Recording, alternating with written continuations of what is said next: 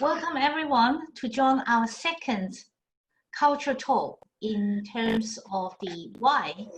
And the topic is a know of Mandarin in my why with Jenny Wang. So let's welcome Jenny for her second talk. If you have already missed the first one, we have the YouTube link for the first talk, which was done 2 weeks ago. In terms of the recording for this one, you will have another opportunity to do so as well. Okay, thank you very much. And Jenny, it's your floor. Great, thank you, Dr. Lu. We want thick skins seeds because they actually add to the flavor of the wine. So we want concentration, sugar, flavor, aromatics. So the wine grapes tend to be darker, thicker skinned, and more bunched up, more concentrated. So that's the first difference to know. And secondly, now we talk about the red wine versus white wine, which are the most familiar type of color categories that we know about. Last time I mentioned that red wine directly translated into Chinese is 红酒, but 红酒 in Chinese as a term could possibly be used quite generally to mean grape wine of any color. So that's just a point to note from a language perspective. So when we talk about red wine, we mean 红葡萄酒, red grape wine. And similarly, white wine, you know, we can't directly translate it to 白酒 because 白酒 in Chinese is the grain liquor. It's a different type of thing altogether. So white wine, we're talking about 白葡萄酒. So I just want to make that distinction again for you. And if we talk about red wine versus white wine, we usually would think about red wine means wines made from red wine grapes, and white wine made from white wine grapes, right? And that is partly true, but not all true, not entirely true. So this chart you can see is some of the most popular grape varieties for making red wines and for making white wines. And the bar chart shows their relative vineyard area, planting area around the world. So the most popular, most well-known, and perhaps the most planted variety is Cabernet Sauvignon. It's the king of the red Bordeaux wine grape, right? So Cabernet Sauvignon is very widely planted all over the world. In Chinese, it's called 赤霞珠. It's a very beautiful name. The red clouds at dawn or at sunset. You know, it's a very poetic name. 赤霞珠, Cabernet Sauvignon. And then we also have Merlot, close second. Merlot is arguably the most popular commercial wine grape. It's very popular as a single variety wine. 美乐 in Chinese is called 美乐, which is beautiful and happiness. Again, a very nice phonetic translation. And then you're probably also familiar with varieties like Tempranillo, Syrah, Grenache. They're all popular single variety and also used in blends, and Pinot Noir, Sangiovese. I'm going to talk about these grapes separately in the future, but here I just want to point out that these are particularly used in red wine making, and they are all dark-skinned grapes. And then you move on to the white wine grapes. Chardonnay, for example, very popular, grown all over the world because it's easy grapes to grow, very versatile, and can display all sorts of characters. Sauvignon Blanc, again, arguably very trendy, very popular. Again, Riesling, more aromatic, most famous being grown in the German Rhine area. And Pinot Grigio. Pinot Grigio is also called Pinot Gris. And it's one of the supermarket staples, but it can also make very fine white wines. But what's interesting here is that these white wine grapes are not necessarily light in color. So earlier we said maybe red wine grapes, we consider them to be dark colored grapes. But actually making white wine doesn't require the grape to be light colored. So for example, Pinot Grigio, Pinot Gris, you can see a little picture on the bottom right corner. And you can see it displays different colors from green to pink to even dark color. But it's made, it's used to make a white wine. So the point is that the criteria for making red and white wine is not necessarily the color of the grape, but whether we have skin contact or not. So another point to note is that when we talk about grapes in Chinese, we tend to talk about green grapes or red grapes or purple grapes, right? Like 绿葡萄, 红葡萄, 紫葡萄. But that's for table grapes. For wine grapes, we generalize and talk about white grapes versus black grapes. So white grapes are white wine grapes and black grapes are red wine grapes. You know, there's this generalization that we use in wine language. So the key point is really skin contact. That's the main difference between red wine making process and white wine making process. So you can use a dark colored grape to make white wine if you do not have any contact of the skin in the winemaking process.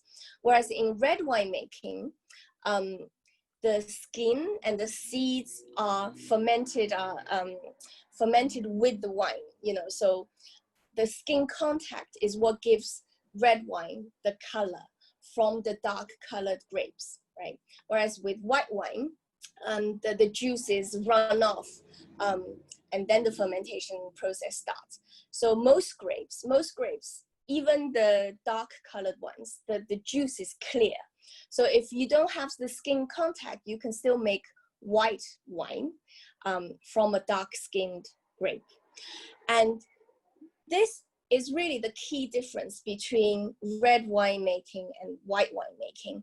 Through the process of skin contact, in red wine, you extract the color and also tannins. So tannins is something that's quite prominent in red wine, but is usually not prominent in white wine. So tannin, Chinese people are very familiar with tannin in tea, for example, the drying, slightly bitter drying profile. tannin 给一种涩的感觉，有时候会偏苦偏涩，这种tannin is also very prominent in red wine. So the skin contact extracts the color, the tannin, and also the aromatic compounds from the grapes as well. Skin contact has another name called maceration. So maceration in wine is the process of soaking the skin and the seeds throughout the fermentation process. And this picture is quite interesting. So in old times and even today in some regions, the process of maceration can be carried out through this stamping with the feet and 踩皮 pigeage. So occasionally, you know, if you go to a harvest season and the winemaking season, some wineries will still let you or their workers to stomp the skin, to press down the skin during the winemaking process. So that leads on to a really interesting question is, does that mean red wine is healthier? And that is the key reason why in China, red wine is more popular. Because first of all, we associate red as an auspicious color. You know, so last time I also mentioned that 80% of the grape wine consumed in China is red wine. And because of the color association, but more importantly, most people in China do consider red wine to be healthier. And why is that? And it's to do with what we were talking about, the skin contact. allows a lot of the antioxidants that exist on the skin and the seeds to be transferred into red wine. So antioxidants, we all know, are very good for us. You know, it terminates the free radicals from doing harmful things to our body. And polyphenol is the type of, is a group of antioxidants that you find in plant-based foods. So 多酚 is polyphenol. And recently, well, actually for several years, people have found increasing evidence that the polyphenol found in grape skin in particular, resveratrol, is especially beneficial for health. You know, I'm not a doctor, but you can find a lot of research about the various benefits of polyphenols, and in particular resveratrol to health. You know, it's like antimicrobial, antibacterial, anti-cancer even. It's good for the heart, good for your neural system, and apparently also helps with diabetics and all sorts of conditions. So there seems to be evidence that there's a lot of benefits, and therefore, because of this skin contact process where you extract a lot of these polyphenols from grape skin and grape seeds, that's why red wine is usually considered to be the most health-giving wine, and therefore its popularity in China, because of our association with wanting to use wine as a gesture for elderlies, for our parents, for our in-laws, you know, for longevity, for giving health as a gift in a bottle. So now with this understanding of skin contact, let's now talk about rosé.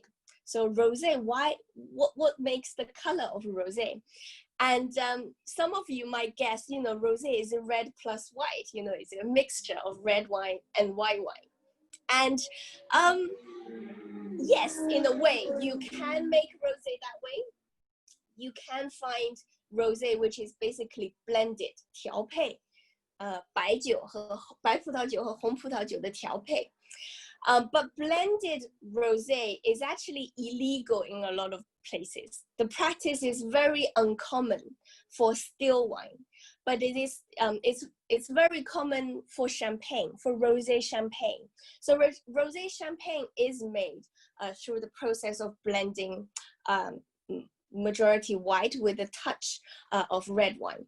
So rosé champagne is commonly blended, but not for still wines in general. The most common ways of making rosé, well, there are two. One is called saignée. Saignée is the French term for bleeding, 放血. So it doesn't sound quite good, quite so good in English or in Chinese, really. But in French, you know, saignée is a common method. So what that means is basically when you make red wine, you first run off a portion of the wine that's had a little bit of skin contact. So it's already obtained some of the color, but not the full entire color of the deep red.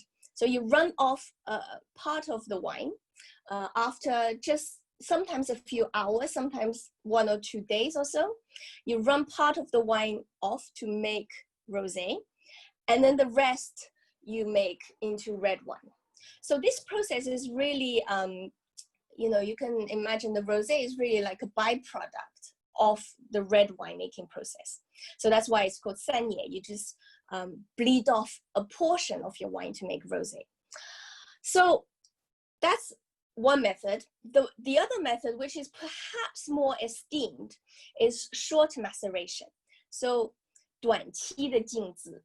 So as the name suggests, what that means really is just a short-term skin contact, as if you're making red wine, but instead of the full-blown skin contact, you have just a couple of days, perhaps, or sometimes a little longer, depending on how deep you want the color to be. So there's an interesting debate in the wine world about saignée versus short maceration, which one is superior. So in the traditional rosé region, so for example, the most famous rosé comes from south of France, right? Provence rosé are very famous. Over there, most of them, the premium ones, usually are made from short maceration, because they want to grow grapes specifically for the purpose of making rosé, and they want to harvest the grapes also based on the profile of rosé they want. So they don't want a byproduct in their view. They want an actual dedicated process from growing, from harvest to making the rosé, to be all dedicated to rosé making. Whereas the saignée method is popular, especially amongst some commercial wineries, larger scale wineries, and also in the US, Napa Valley, Sonoma, they make some very good saignée method rosés there too. And their argument is that actually, because the grape is excellent quality already, the process of runoff doesn't really impact the quality quite so much. And actually what it does is it improves the concentration of the red wine that you make at the end of it. So you get the best of both worlds. You get two products. You make rosé and red wine in the same process. But because part of the juice is run off to make the rosé, the concentration of the red wine is greater. So in a way, it helps with both. So it's a debate. You know, last time I said this debate about cork versus screw cap. But here in rosé, you have this debate between saignée versus short maceration. And maybe it's a debate you can get into as well in the future. So rosé obviously extremely popular in recent years, and especially during the summer season. Right now is really the peak consumption period for rosé. They've done a great job from a marketing perspective to associate rosé with this sort of luxury summer holiday season. You know, if you're on a yacht, you should be drinking rosé, right? So it is a very good, versatile drink, and now there are more serious rosé producers. So you can find excellent rosés that offer a very wide range of taste profile and food matching abilities as well. So rosé actually can match with a large range of food and even Chinese cuisine as well. The one thing I want to point out is the depth of color of rosé has not much to do with sweetness, you know. So don't associate the color of rosé with how sweet it will be, because I think a lot of consumers tend to have the presumption that the darker the color of rosé, the sweeter it is, but that's not true. So because of this sort of misconception, and also the fact that rosé in particular, consumers are very, very particular about the color. You know, the attractiveness of rosé is very, very important. So for example, at Champagne Ruinart, which is very famous for making pink rosé champagne, they have extremely detailed way to make sure that the non-vintage rosé champagne always display a certain color, because we make very strong color associations for rosé, more so than with red wine or white wine. You know, sometimes we go to a brand of rosé because we really like that particular shade of pink. So rosé is extremely obsessed with getting the exact shade of pink right. But from a consumer's perspective, as I was saying, the skin contact, you know, the length of skin contact is what determines the color of the rosé, or red wine or white wine for that matter. But it's not an indicator of sweetness. And that's important to know. When you are choosing rosé, if you prefer sweeter or drier type of rosé, you know, don't pick just based on the color. And this is a good point to talk about dryness versus sweetness in wine. You know, we say dry wine, 干型葡萄酒. All that means is that it's not sweet, right? Dryness basically means not sweet. And then we can have degrees of dryness. We can have off dry or semi-dry, which is 半干, half dry. Semi-sweet, which is 半甜, all the way down the scale to sweet style.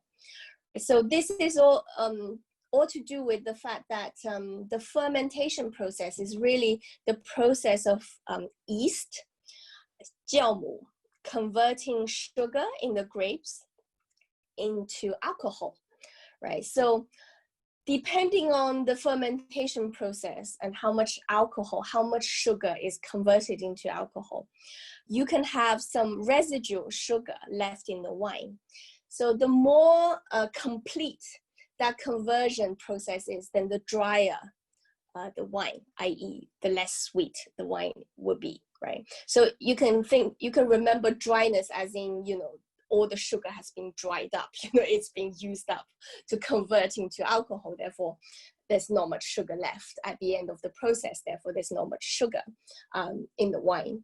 Whereas if the fermentation is stopped with still fair amount of residual sugar in the wine, then the wine usually will be perceived to be sweeter.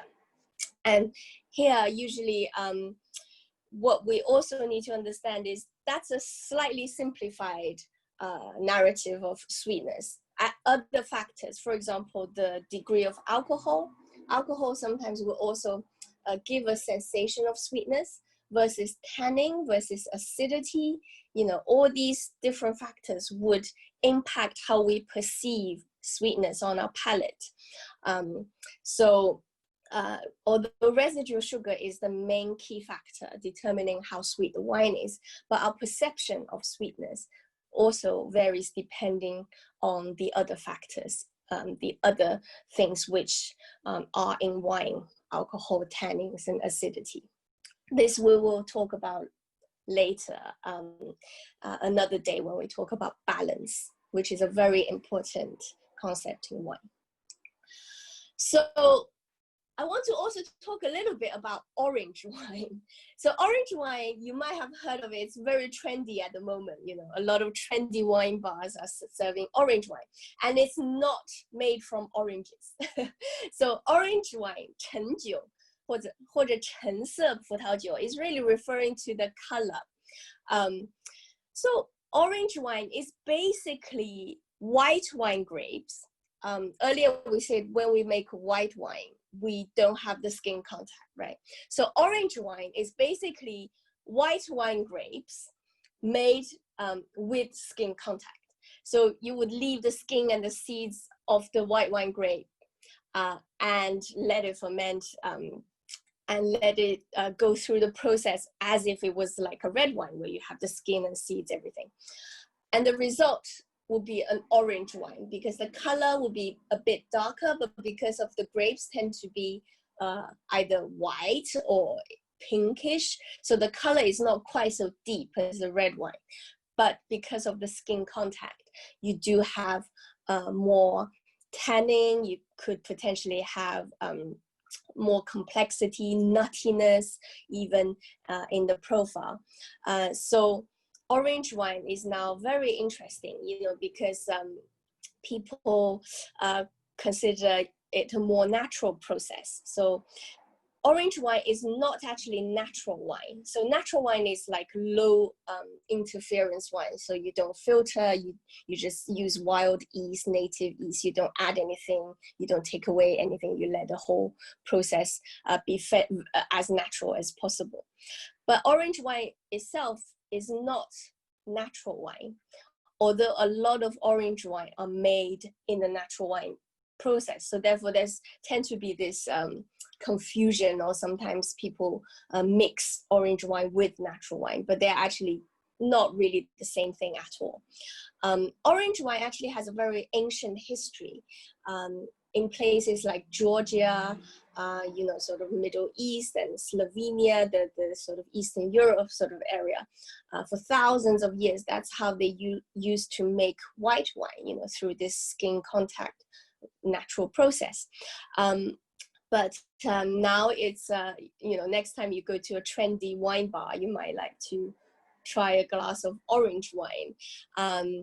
It's the profile of orange wine tend to be a bit more complex than white wine. You know, if white wine tend to be quite fresh and fruity or floral, you know, quite zesty, orange wine, perhaps because of the skin and the seeds, you know, having the interaction with wine, it can display more complex notes. Could be quite nutty, for example, and it can be more of a gastronomic wine to go with food, certain food. So, okay, so we've covered red, white, rosé, and orange wine even, but they're all still wine, you know, they're not sparkling. So I want to briefly talk about sparkling wine, which is clearly a very big category of wines. So sparkling wine, of course, the most famous sparkling wine is champagne.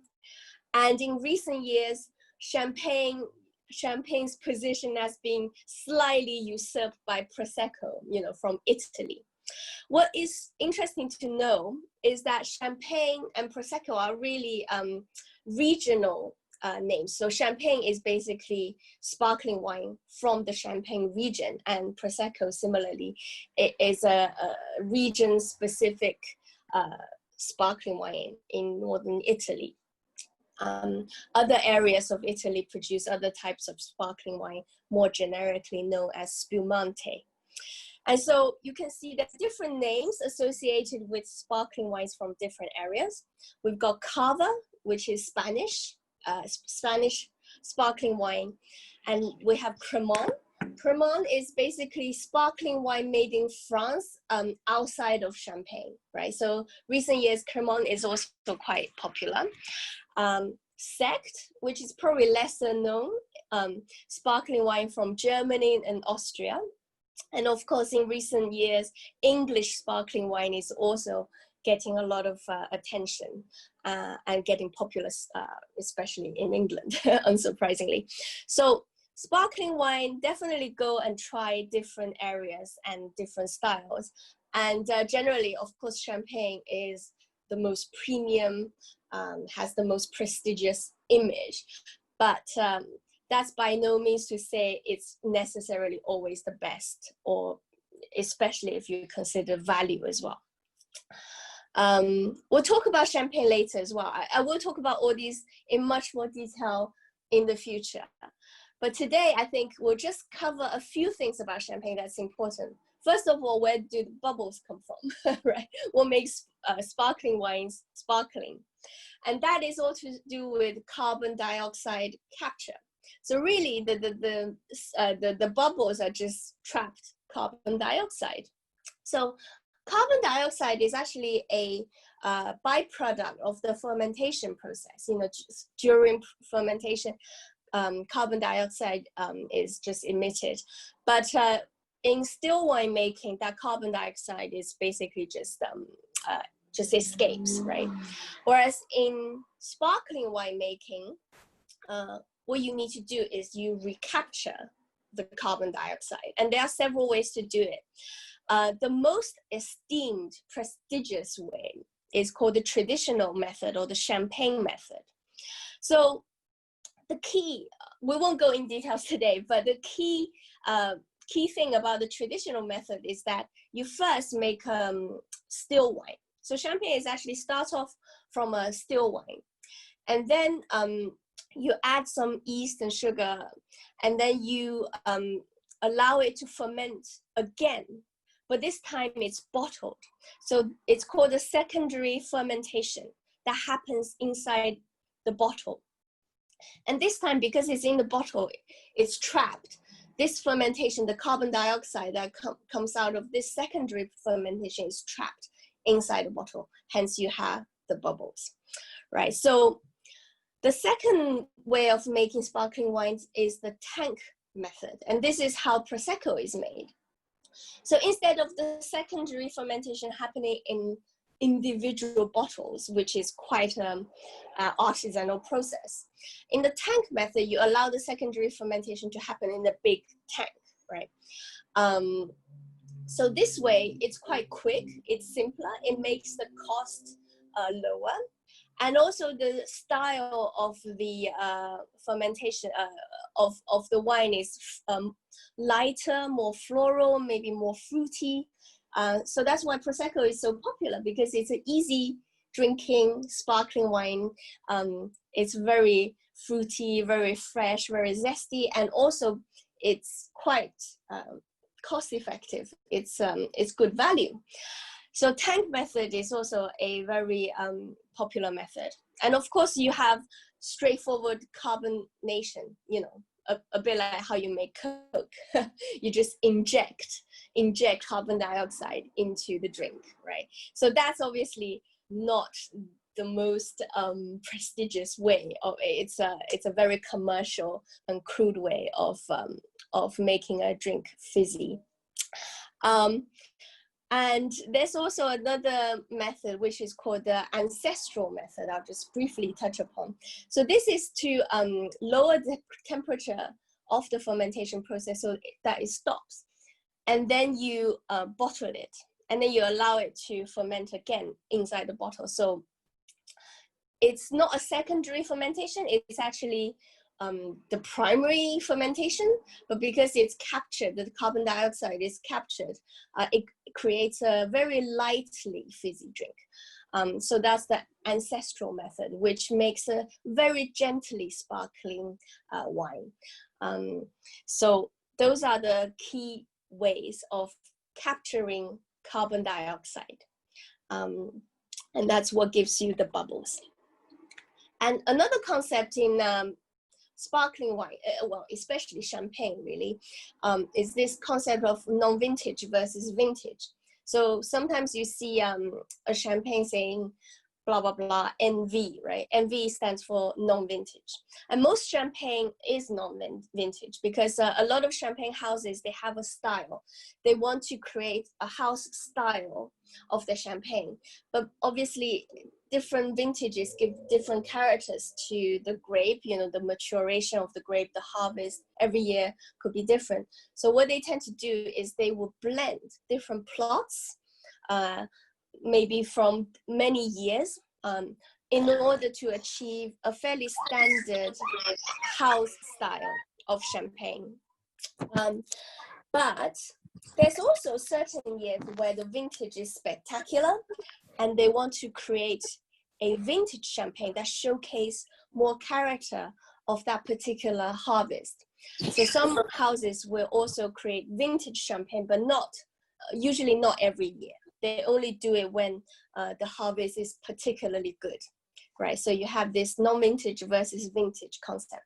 Whereas in still wine, red wine, white wine, especially red wine, especially fine wine, vintage is a very important concept every year. So in still wine, you usually want to emphasize the vintage variation and you don't blend across different years.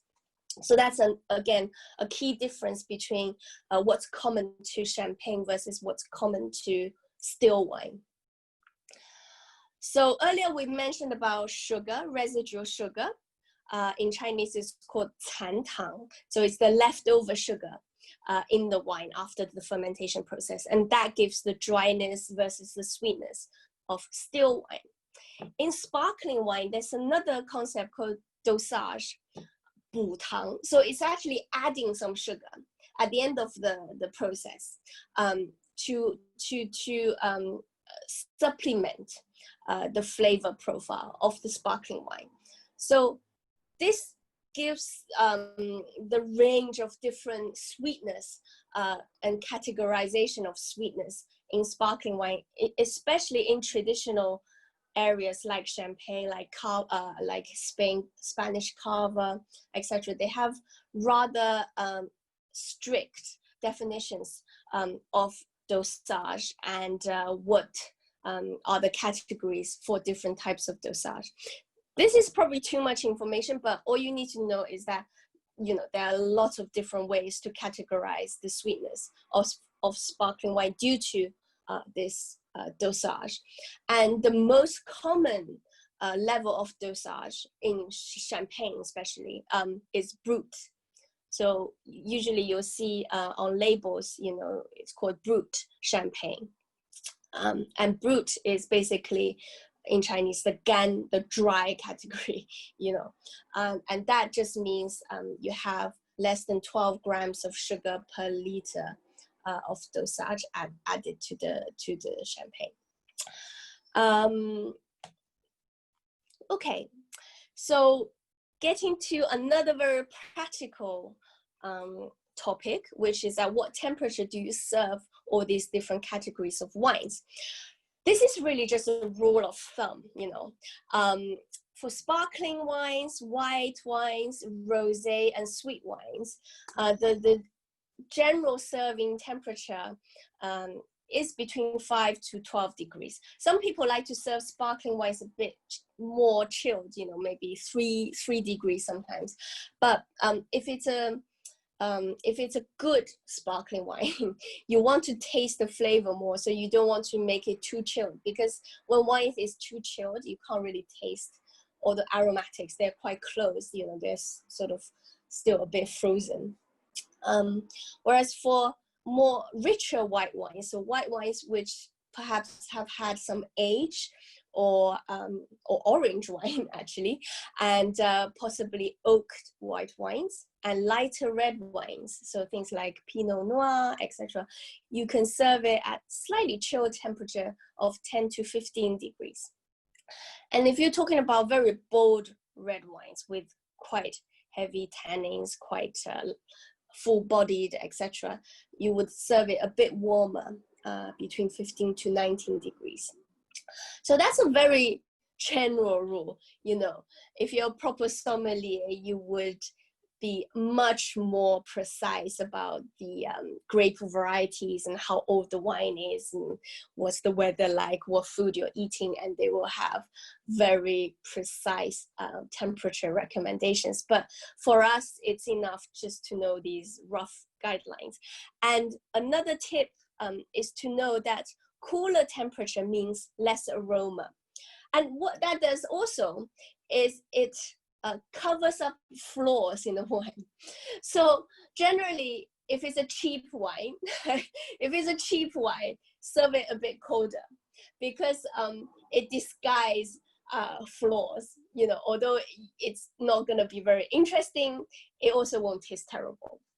Whereas for high quality wines, more complex wines, you don't want to serve it too chilled. You'd rather serve it a little bit warmer so that the aromas are coming out and you can fully appreciate the complexity and the aromas. So that's another tip, because 5 to 12, that's still quite a wide range, isn't it? But just think about how complex, how interesting your wine is. If it's too cheap, serve it chilled. Yeah. Okay. So I just want to very quickly also talk about some of the other categories of distilled spirits, liquor. So wine is really just about the natural fermentation process, whereas liquor goes through the distillation process. So we have lots of liquor in the world, right? Cognac, for example, is a region, not to be confused with liquor necessarily. Liqueur is kind of liquor, but it usually is sweet. So in Chinese, liqueur is translated variously as 利口酒, which is sort of a phonetic translation, or 利椒酒, which is a Cantonese version, which is a 类酒糟, which is liqueur, or 甜烈酒, which is describing that liqueur tends to be sweet. It's strong but sweet wine. So this tend to be distilled spirit plus some kind of sugar or fruit or herbs or flavorings even. And a lot of them are sort of cocktail bases, are very good as cocktail bases as well. So that's just to very quickly to go through the different types of stronger drinks, liquor versus liqueur versus fortified wine. And they are, slightly different. And sometimes people tend to confuse them or talk about them as one larger category. So, okay, so that's really what I have today. So here, these are just some of the phrases that you might want to consider when you're talking about wine. You might want to find out people's preferences. Do you prefer red wine or red wine? Do you think wine is healthier? Or do you think, do you like sparkling wine versus dry wine? So later, feel free to ask me questions about how to say anything if you're interested in having conversations around the different categories of wine. And you might also want to say, actually, I find this wine is a bit too warm. Do you have an ice bucket? So that's very practical. Sometimes you want to say, 这瓶酒需要再冰一点. So don't be afraid when you go to restaurants, you know, to request the wine to be served at a temperature that suits your preference. So you can tell the restaurant, you know, 这瓶酒需要再冰一点, you know, this wine needs to be chilled a little bit more. Can you bring me an ice bucket? 有没有个冰桶? Or at home you can, you know, put the wine in the fridge, or sometimes as a quick way to chill wine very quickly, put it in the freezer. It's completely fine, just don't forget to bring it out. You know, yeah, I've done it many times. You know, if you need the wine to be chilled quickly, just put it in the freezer for 10 minutes or so. Yeah, but usually when you're serving wine, you do want to avoid direct sunlight. Even for red wines, you want to ideally put it in the shade. 所以你可以说避免放在阳光直射的地方，或者放在阴凉处. So all these things you can request in the restaurant. Definitely make sure that your wine, especially if you're paying premium at a restaurant ordering wine, that it is served correctly at the right temperature, or at the temperature that you think suits you. And I want to also throw in something fun, which is a tongue twister. I think most Chinese people would know this one, right? 吃葡萄不吐葡萄皮儿，不吃葡萄倒吐葡萄皮儿. I put it into Google Translate because it's a bit nonsensical. It just means when you eat grape, you're not spitting out grape skin, and when you are not eating grape, you're spitting out grape skin. So maybe we can have a competition later in the group to see who can do it the fastest. I put it in here just to summarize the point of today's session, which is really skin contact is a key concept in the color, you know, what gives different wines different color, and what distinguishes between the reds and the whites and the pinks and the orange wine. And a lot of it is to do with this concept of skin contact rather than purely the grape variety. Yeah, so this tongue twister, when I was little, I thought it made no sense at all, right? But if you think about it from a winemaking perspective, it does make a little bit of sense. You know, it's saying the best way of getting all the nutrients from the grape, if you're eating it, eat it with the grape skin, right? But if you're making wine, use the grape skin. So, you know, spit it out at the end of your winemaking process. And that's perhaps why red wine, like I was saying, is considered the most healthy, because of the grape skin, which is 葡萄皮. All right, so that's a very quick session today, a very general overview of the different categories of wine. And in future sessions, I'm going to go back to the grape varieties, the regions, and the categories, and the different types, and how they're made in much, much more detail. But today is really perhaps too much information, you know, but feel free later when the replay is available to go back and pause maybe on certain pages if you want to know the detailed information. So today is a general overview of the different types of wine, just to set the foundation for our next talk. So the next 3 sessions, I really want to start to delve into how we will actually taste wine properly? How are we going to evaluate? How do we evaluate wine and come up with some kind of judgment criteria? You know, how do you judge a wine? How do you choose a wine? What are you looking for? So the next 3 sessions, we're going to start to talk about those things. So today is really just the foundation for those future talks. And what I would like to suggest is next time when we meet that you do actually have a glass of wine with you. Next time, it doesn't really matter what you will drink, just pick anything that you like, because I kind of want you to have your own critical thinking about that particular wine you're drinking. But in the future, after that, I will start to think about setting up a wine club, and then we can potentially start to taste some wines together when we talk about a specific topic. Yeah, so that's the plan for the next session, which is about tasting and evaluating wine. So, okay, so thank you very much. Any questions? Please do, I don't know if we can ask now, or we can just take it in the group, or if you go to my social media and drop me a line, we can add you to the WeChat group. Or if you don't have a WeChat, we can interact via social media, which is noteofmandarin.com or @noteofmandarin on Twitter or on Instagram. So thank you very much.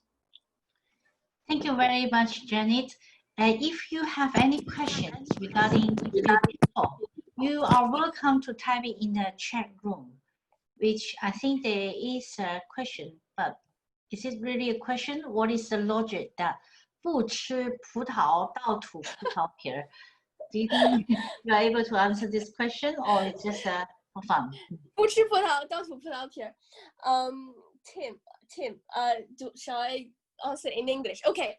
Well, to be honest, like I was saying, it's very nonsensical as a tongue twister. It's quite fun, but really fairly nonsensical. But I'm just joking when I say in winemaking terms, it makes a bit more sense. Why? Because when you're making wine, what you do is either, you know, in the white wine process, the skin is discarded, right? But in the red wine making process, you use the grape skin, but at the end of it, you know, the skin is discarded as well.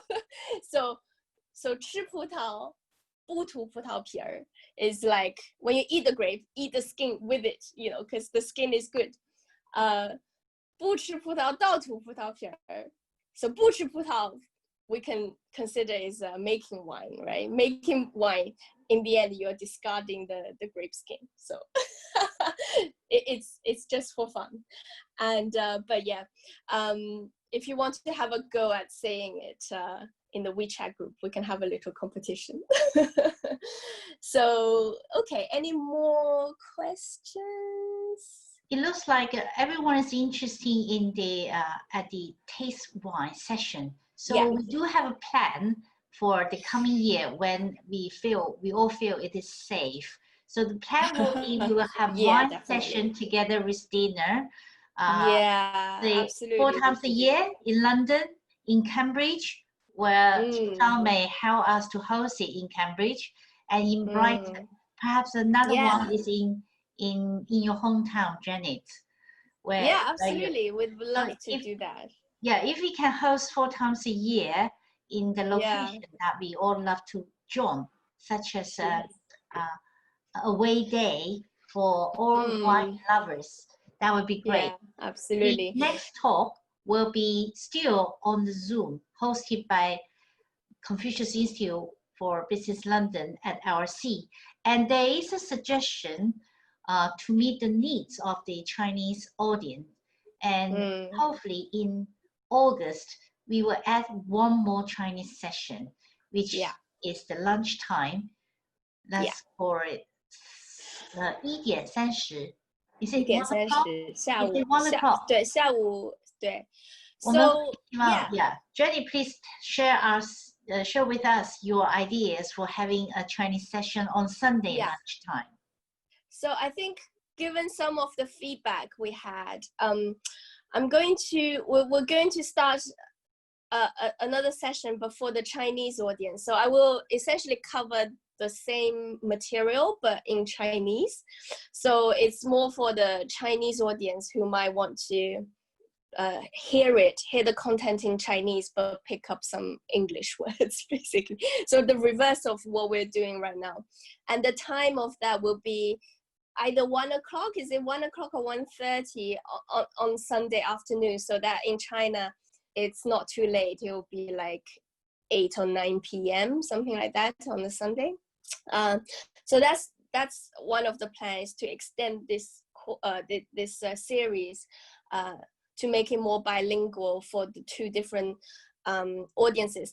Because initially I was thinking of doing this talk in both languages, but I think it doesn't flow quite as well, if I pause every time to say everything again in Chinese. So I'm gonna keep this 8 p.m. session a bit like this, where we're mainly talking in English, but I'm throwing in some key words and phrases in Chinese. But in the future, as Dr. Lu says, we'll probably start in August. We'll do the same material, but in Chinese predominantly, with the English as sort of the supplementary language, and in the afternoon. So that's one plan. That's plan one. The second plan is, as Dr. Lu says, in the future, when things become more normal and we can meet easily, we'll definitely try to organize some wine dinners. So we'll do wine with maybe a Chinese meal to talk about wine and food, matching different regional food and wine, etc. Try different type of wines. We can have different themes for each time we meet, and at different locations. As Dr. Lu says, we've got good partnerships with restaurants in London, Cambridge, Brighton, and also Liverpool actually as well, in the north. So, and we can develop more, if you have friends or whoever with restaurants and might want to participate, we can all have some discussions. We'll definitely do more of these physical events eventually. But even in the absence of that happening, what I'm hoping to do also is through these online webinars, we can still do tastings at home. So virtual tasting has become very popular in China and in Europe now as well. I've done some virtual tasting with wine clubs like 67 Pall Mall, which is a private members wine club. And what we do is basically we will have a theme. For example, in a few weeks, I'll be talking about Chinese wine, right? So what we will do is to have a theme, such as wine of Shandong province, for example, and we will have a specific wine to taste together. So I will post the detail before the session starts, and if you're interested, you can get the wine. We'll give you the detail of how to get the wine, etc. And then during the webinar, we'll be all tasting the same wine, we'll be talking about it, and we'll have a much more interactive and sort of shared experience, and it'll be fun. And being on a Sunday, hopefully Sunday evening, hopefully it's more relaxing. It's relaxing for everyone to also just to have a drink at home, in the home environment, and learning a little bit about what you're drinking. So you're not just drinking to get drunk or something, you're having an experience together with others. So hopefully we can still, in the absence of these physical meetings, we can still have a virtual wine club going in the not too distant future. I'm trying to work out the logistics and everything.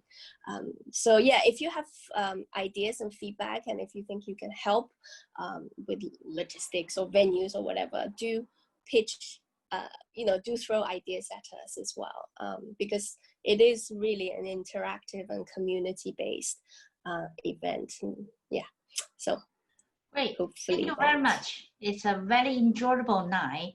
And thank you, Jenny, to share all your expert advice and experience for drinking wine. There's so much to learn and to know. And we look forward for the next session on the 2nd of August. So yes, this may be two. One is during the lunchtime session, and another one is in the evening as normal. Yeah. So thank you again. And any Thank you, questions you everyone. can share in our Why Common Interest group. Thank you.